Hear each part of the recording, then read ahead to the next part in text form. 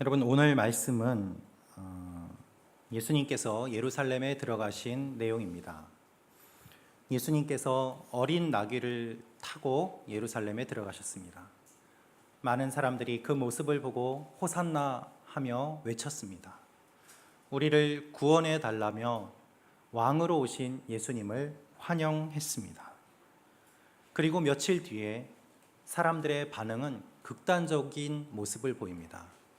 완전히 반대가 되어서 얼마 전까지만 해도 왕으로 오신 예수님을 환영하고 호산나 외쳤던 그들이 예수를 십자가에 못 박으라고 큰 소리로 외치며 예수를 죽이는 사람들로 바뀌었던 것입니다. 그리고 하나님께서 십자가에 달려 돌아가시는 그 일들을 이루시는 모습을 우리는 너무나도 잘 알고 있습니다. 오늘부터 일주일간 고난주간이 시작됩니다. 오늘은 종려주일이고 이 고난주간 동안에 예수님은 묵묵히 십자가의 길을 걸어가십니다.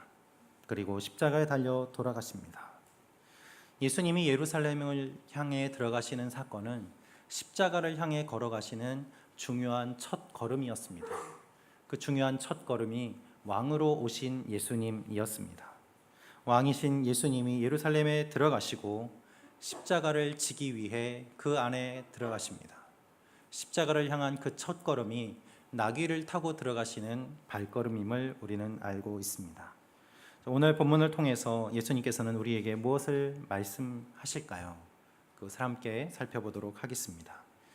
오늘 말씀을 보면 예수님께서 예루살렘에 들어가시는 사건이 기록되어 있습니다. 그런데 이 사건은 신약 성경의 사복음서에 모두 다 기록된 사건입니다. 어떤 한 복음서가 빠진 것이 아니라 모든 복음서에 공통적으로 기록되어 있는 사건입니다. 마태복음 21장 1절에서 11절, 마가복음 11장 1절에서 11절, 누가복음 19장 28절에서 40절, 요한복음 12장 12절에서 19절, 4개의 복음서에 모두 다 기록되었다는 것은 이 말씀이 그만큼 중요한 의미를 갖고 있다는 것일 것입니다. 만약에 중요한 의미가 없다면 4개의 복음서에 이 내용을 기록할 이유가 없었겠죠. 기록된 내용을 보면 조금씩 다른 부분이 있습니다만 공통적인 것은 예수님께서 어린 나귀를 타고 들어가셨다라는 것입니다. 여러분, 예수님께서 예루살렘에 들어가시는 이 사건이 왜 중요할까요? 왜 4개의 복음서에 공통적으로 기록될 만큼 중요한 사건이었겠습니까? 그것은 예수님께서 지금까지 사역하시는 가운데 예수님의 전생애를 통해서 많은 사람들이 공식적으로 예수님을 왕으로 모신 것은 이 사건이 거의 유일하기 때문입니다. 그 이전에도 예수님은 기적을 일으키셨습니다. 많은 사람들이 예수님을 따랐습니다. 몇몇 사람들은 메시아라고도 했습니다. 그러나 성 안에 모든 사람들이 크게 환호하면서 예수님을 공개적으로 왕으로 모시며 호산나 외친 사건은 예수님이 예루살렘에 입성하시는 이 사건이 유일합니다. 모든 사람들이 한 목소리로 왕으로 인정하고 예수님을 메시아로 선포했습니다. 예수님, 우리를 구원해 주십시오라고 한 목소리로 크게 외치며 예수님이 왕임을 고백했던 것입니다. 예수님께서 왕으로 들어가시는 사건, 예수님이 그냥 들어가시는 것이 아니라 왕으로 들어가신다라는 이 사건의 의미를 주님이 직접 설명하셨습니다. 그것이 오늘 우리가 읽은 본문 바로 앞 구절에 나오는 27절이 말하고 있습니다. 누가복음 19장 27절 말씀을 같이 읽겠습니다. 시작.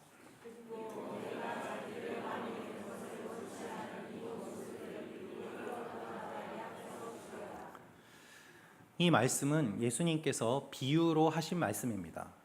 비유의 맨 마지막 부분을 예수님이 말씀하시며 결론을 이야기하시는데, 내가 자기들의 왕이 되는 것을 원치 않는 이 원수들을 죽여라 이 말씀을 하시고 예루살렘을 향해 가셨다라고 28절이 기록하고 있습니다. 이 말씀을 마치고 예루살렘을 향해 가셨다. 즉 27절에 말씀하신 비유의 결론은 내가 왕인데 나를 싫어하는 원수들이 있다. 이 말씀을 하시고 예루살렘을 향해 왕으로 들어가셨다라는 의미인 것입니다. 예수님은 왕임을 선포하십니다. 그러나 예수님이 왕인 것을 싫어하는 사람들도 분명히 있다라고 말씀하십니다. 예수님을 죽이려는 사람들이 있었습니다. 예수님은 그 사람들을 알고 계셨습니다. 그리고 이렇게 말씀하십니다. 내가 자기들의 왕이 되기를 원치 않는 사람들이다. 원수들이다. 그리고 강력하게 말씀하십니다. 그들을 내 앞에서 죽여라. 과격한 말씀을 하시고 예루살렘을 향해서 앞장서서 가십니다. 여러분은 예수님을 누구로 고백하고 계십니까? 예수님을 어떤 분이라고 믿고 어떤 분이라고 고백하고 계십니까? 여러분이 고백하시는 그 예수님이 여러분이 믿는 예수님입니다. 우리의 믿음은 우리가 예수님을 어떻게 고백하는가, 누구라고 고백하는가를 보면 알 수 있습니다. 어떤 사람은 메시아라고 하고 어떤 사람은 치유를 일으키는 선지자라고도 했습니다. 여러분은 누구라고 고백하고 계십니까? 예수님은 우리의 왕이십니다. 예수님은 온 세상의 왕이십니다. 예수님은 온 우주의 왕이십니다. 예수님은 하나님의 아들이십니다. 할렐루야. 이것이 우리의 고백입니다. 이 예수님이 우리의 찬양을 받기에 합당하신 분이기 때문에 우리가 주님께 나와 예배를 드리는 것이죠. 왕이신 예수님께서 예루살렘에 들어가십니다. 예수님께서 예루살렘에 들어가시는 바로 그 날에 예루살렘의 다른 한편에 또 다른 왕이 예루살렘을 향해 들어왔습니다.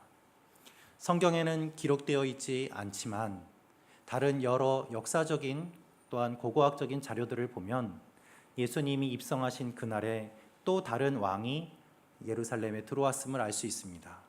그의 이름이 누구일까요? 그의 이름이 바로 총독 빌라도입니다. 빌라도가 황제를 대신해 예루살렘으로 들어왔습니다. 그가 예루살렘에 온 이유는 두 가지 정도의 이유가 있는데요. 첫째로 매년 6월절이 되면 많은 유대인들이 절기를 지키기 위해 예루살렘으로 왔습니다. 좁은 공간에 많은 사람들이 모이는 시기가 되었기 때문에 치안이 문제가 생겼습니다. 치안을 해결하기 위해서 로마에서는 군인들을 보냈고 또한 그 지역을 안정시키기 위해서 총독인 빌라도가 직접 군인들을 데리고 예루살렘에 매년 들어왔습니다. 당시에 로마가 이스라엘을 지배하고 있었습니다. 자료에 따르면 로마가 지배하던 전 영토 안에서 유대인들이 8%에서 12% 정도 되었다라는 자료가 있습니다. 넓은 지역을 다스리는데 유대인들이 많은 수를 차지하고 있습니다. 그런데 예루살렘에서 어떤 문제가 일어났고 그 문제를 로마가 해결하지 못했다는 소문이 돈다면 로마의 지배력이 약해지게 됩니다. 그래서 많은 군인들을 이끌고 총독 빌라도가 직접 예루살렘 안에 들어와서 치안을 담당했습니다. 문제가 일어나면 안 됩니다. 사람들이 로마에 대해서 반란을 일으키면 안 됩니다. 그것을 가장 경계했던 것이 바로 로마였고, 그래서 로마 군인들이 예루살렘에 들어오는 시기가 6월절이었던 것입니다. 또 다른 이유는 6월절 절기를 지낼 때에 제사장에게 열쇠를 건네주고 의복을 전해주는 행사가 의식이 있었습니다. 그것을 누가 전해주는가 하면 로마 황제를 대신해서 총독 빌라도가 제사장에게 사람들이 보는 앞에서 건네주었습니다. 그것을 통해서 로마는 자신들의 힘을 과시하려고 했던 것입니다. 너희가 예배는 드리지만, 너희들의 절기는 지키지만 지금 너희를 다스리고 있는 것은 우리 로마다. 그것을 잊지 말아라 라고 그 권세를 보이기 위해 제사장에게 의복을 전해주는 행사를 하는 것이 매년 연례적으로 하는 일이었습니다. 로마의 총독은 많은 군대를 이끌고 예루살렘에 들어왔습니다. 로마의 권력을 보이고 싶었고 그 권력을 확인하고 싶었습니다. 그래서 황제를 대신해 많은 군인을 이끌고 화려하게 예루살렘에 입성하면서 로마 황제의 권위를 보였던 것입니다. 그들은 왕을 상징하는 흰 말을 탔습니다. 날카로운 칼과 무기를 들고 행진했습니다. 행진하는 가운데 구경하러 나온 많은 사람들을 때리면서 행진했습니다. 그렇게 해도 너희들은 우리한테 저항할 수 없다는 그 힘을 과시하기 위해서였습니다. 세상의 왕, 지배하는 왕, 압제하는 왕이 예루살렘에 들어왔던 것이죠. 그들이 예루살렘의 서쪽에서 들어왔습니다. 이쪽 서쪽은 높은 지대고, 높은 지대는 지위가 높은 사람들이 살고 있었습니다. 부유했고 넓은 길이 있었고 또한 화려한 곳이기도 했습니다. 그들이 세상의 왕을 바라보면서 로마의 황제를 대신하는 세상의 왕이 온다. 많은 사람들이 구경을 했습니다. 그런데 그때에 완전히 반대편인 동쪽에 빌라도와는 대조적으로 세상의 왕이 아닌 하나님의 아들, 영광의 왕이신 진정한 왕이신 예수 그리스도께서 들어오시는 장면이 오늘 우리가 읽은 이 말씀입니다. 예수님은 겟세마네와 베다니 쪽에서 들어오셨습니다. 그곳은 매우 좁은 길이고 가난한 사람들이 사는 곳이었고 그리고 소외된 사람들이 모여있는 곳이기도 했습니다. 예수님이 이 예루살렘으로 들어가시는데 베다니에서 이쪽으로 들어오실 때에 이상한 말씀을 하십니다. 우리 누가복음 19장 29절에서 31절 말씀을 같이 읽겠습니다. 시작.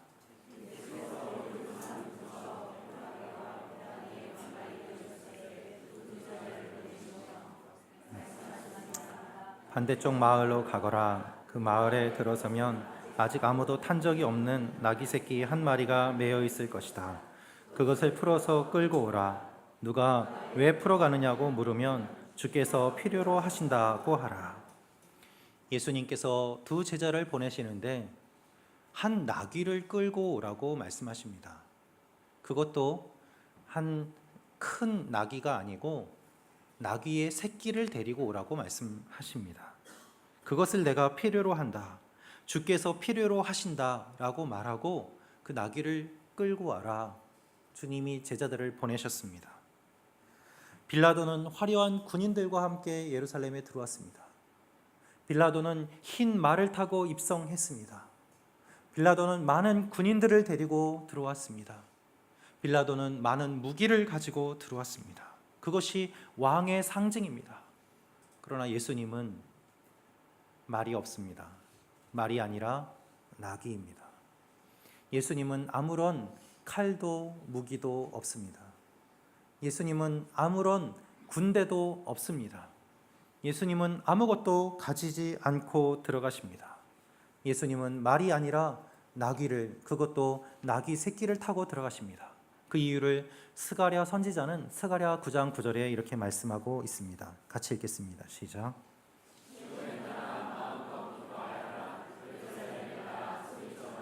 보아라, 내 왕이 내게로 오신다. 그는 의로우시며 구원을 베푸시는 분이다. 그는 겸손하셔서 나귀를 타시니 어린 새끼 나귀를 타고 오신다. 시온에 따라 마음껏 기뻐하여라. 예루살렘에 따라 소리쳐라. 보아라, 내 왕이 내게로 오신다. 그는 의로우시며 구원을 베푸시는 분이다. 그는 겸손하셔서 나귀를 타시니 어린 새끼 나귀를 타고 오신다. 이미 오래전 스가랴 선지자는 하나님의 아들이 어떻게 오실지를 예언하였고 예수님께서는 이 말씀을 성취하시기 위하여 나귀 새끼를 타고 예루살렘에 들어오시는 것입니다. 여러분, 인간의 왕은 교만해서 흰 말을 탑니다. 인간의 왕은 자신의 권력을 자랑하며 많은 군인들을 이끌고 옵니다. 온 세상의 왕은 아무 군인도 없이 빈손으로 예루살렘에 들어오십니다.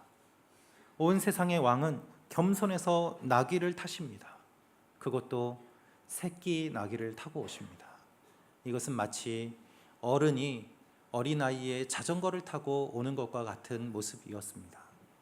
사람들이 보기에 너무나도 우스꽝스럽고 사람들이 보기에는 이해할 수 없는 그러한 모습이었습니다. 그래서 사람들이 이상하게 생각하는 것이 당연합니다. 나귀를 왜 끌고 갑니까? 주님께서 사용하신다. 사람들은 이해하지 못했지만 그것이 하나님의 말씀을 이루는 것이었고 그것이 하나님의 영광을 나타내는 것이었음을 주님은 말씀하고 계십니다. 여러분, 이 나귀는요, 한 번도 지금까지 짐을 져본 적이 없는 나귀입니다. 말은 사람이 타고 나귀는 짐을 나르는 것이 목적입니다. 그런데 어미 나귀는 지금까지 많은 짐을 옮겨왔지만 한 번도 사람이 타지도 않고 짐을 옮기지도 않은 새끼 나귀를 끌고 오라고 주님께서 말씀하십니다. 이 나귀는 사람을 태운 적도 없고 짐을 실은 적도 없고 지금까지 자신의 엄마 옆에서 편하게 성장해 온 나귀에 불과합니다. 정말 말 그대로 어린 나귀입니다. 그런데 갑자기 예수님이 부르십니다. 주가 너를 필요로 하신다. 주가 너를 부르신다. 주님께서 너를 타시겠다. 주님이 너를 쓰시겠다. 이 한마디 말씀으로 예수님이 있는 곳까지 오게 되었습니다. 그리고 예수님이 이 나귀 위에 타십니다. 사람들이 옷을 나귀 위에 걸쳐놓고 예수님을 태웁니다. 나귀는 자신의 의지로 되는 것이 아무것도 없습니다. 갑자기 일어난 일이고 모든 것은 나귀의 의지가 아니라 전적으로 주님의 의지에 따르고 있을 뿐입니다. 주님이 다 준비하셨고 주님이 이 나귀가 있는 것을 알고 계셨고 그래서 제자 둘을 보내셔서 이 나귀가 있는 것을 내가 안다.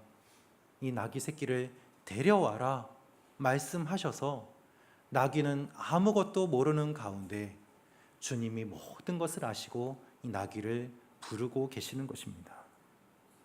그리고 주님이 말씀하십니다. 나귀야, 내가 너를 타겠다.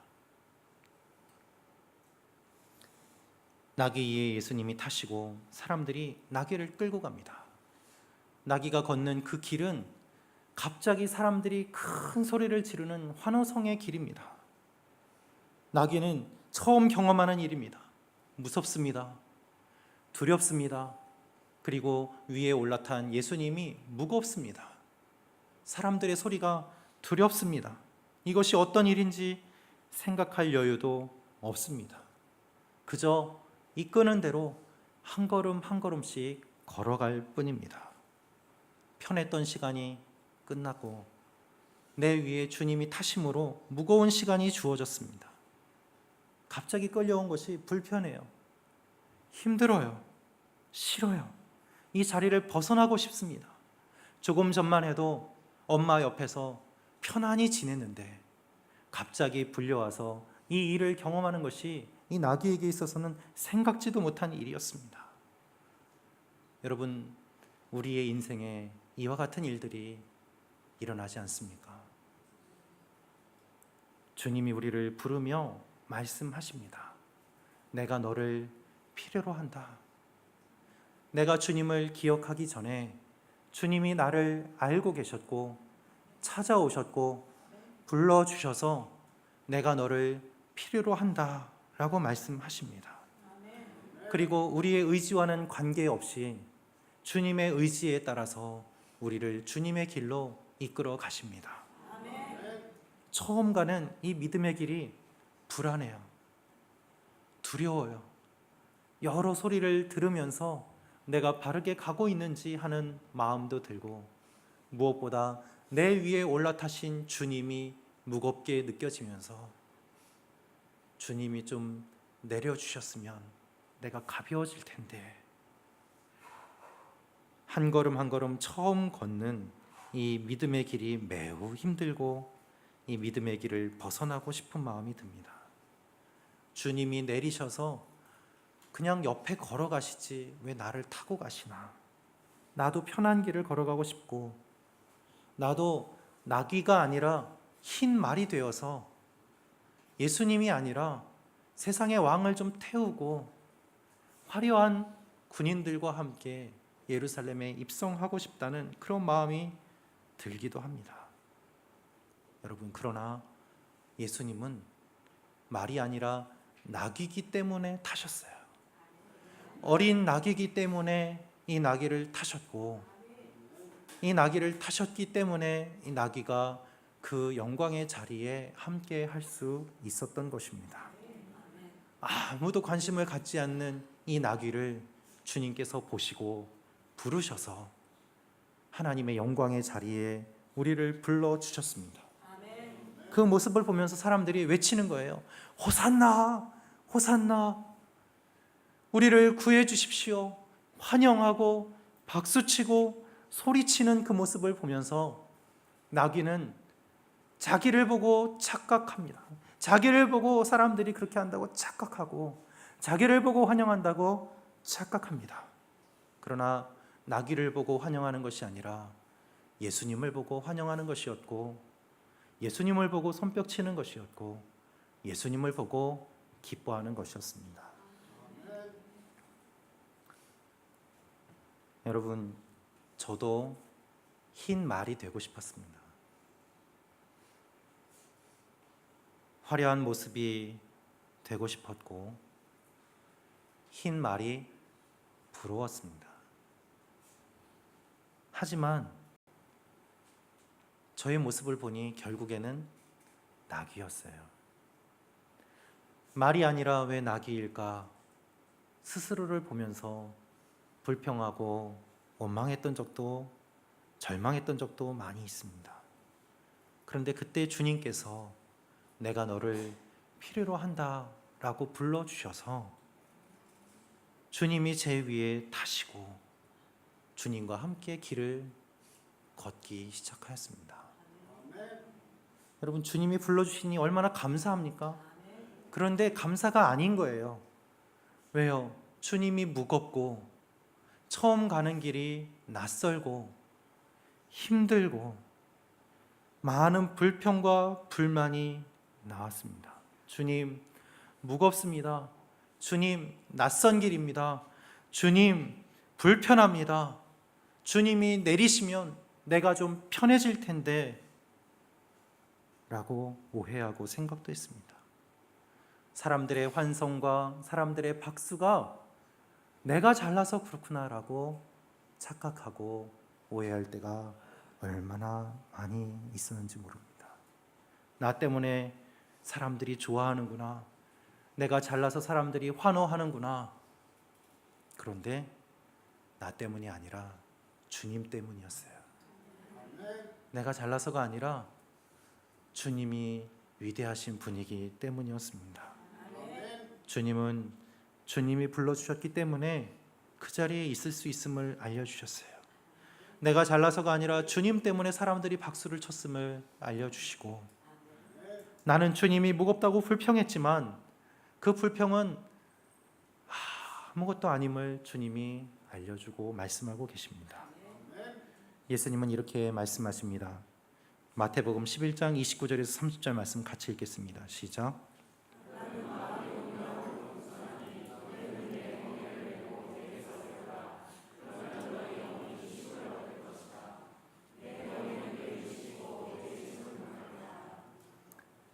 여러분, 내 짐을 메라, 내 멍에를 져라. 주님은 이렇게 말씀하셨지만 사실 성경을 읽어보면 주님께서는 한 번도 우리에게 짐을 주신 적이 없습니다. 예수님은 지금 아무런 짐 없이 예수님 홀몸으로 나귀를 타고 계십니다. 다른 짐은 아무것도 없고 오직 주님 한 분만의 무게만 이 나귀는 느낄 뿐입니다. 예수님은 한 번도 우리에게 짐을 지워주신 적이 없어요. 예수님은 예수님 자신을 우리에게 주셨을 뿐입니다. 그것이 결코 짐이 될 수 없습니다. 그 외에 다른 짐은 없습니다. 그래서 예수님의 짐은 가볍다고 말씀하시는 것입니다. 여러분, 놀라운 사실은 예수님이 십자가를 지실 때에는 나귀를 타지 않으셨다는 것입니다.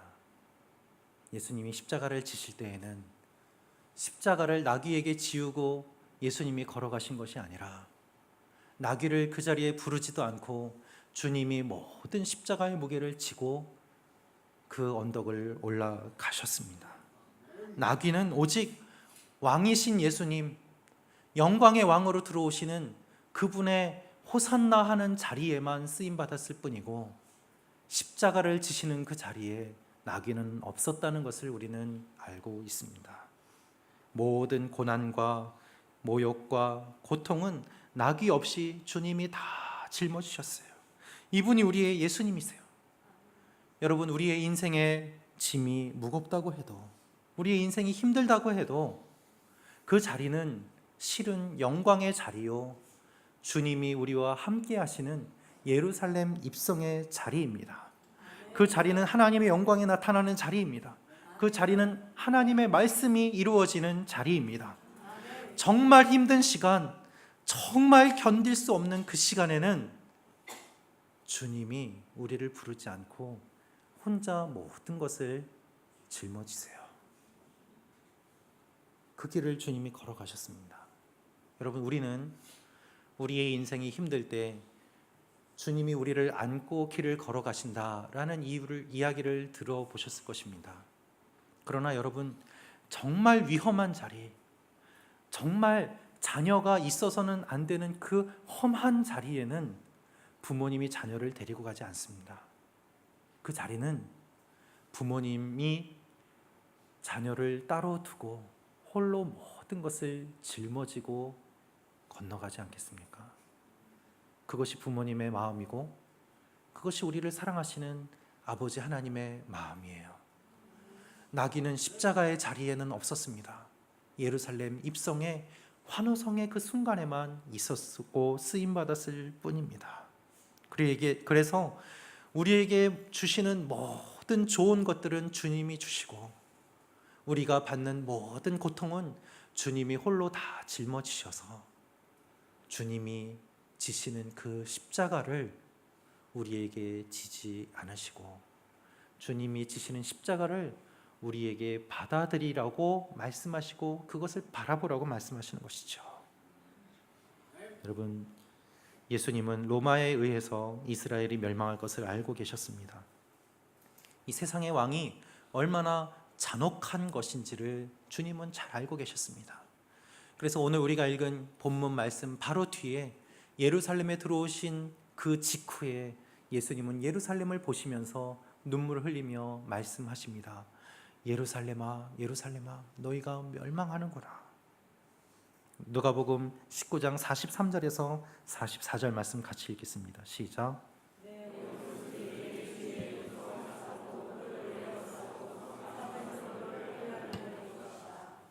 그들은 너를 짓밟고 너와 함께한 내 자식들도 짓밟을 것이다. 돌 위에 다른 돌 하나라도 남겨두지 않을 것이다.